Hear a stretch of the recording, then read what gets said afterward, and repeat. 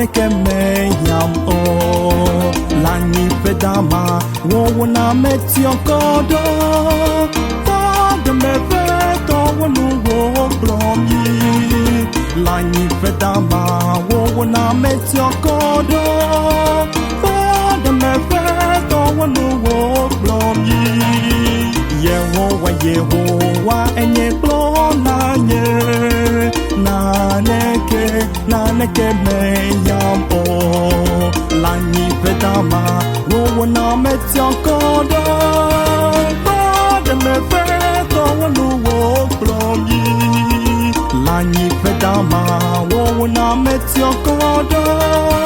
ba de me peto wonu wo blomi Enye luvo bodeme Kplɔla peto te wo le Kplɔla ne maison ba ni donc le côté me ne ma voix donc pe voix de que wo enye luvo bodeme Kplɔla peto te wo le Kplɔla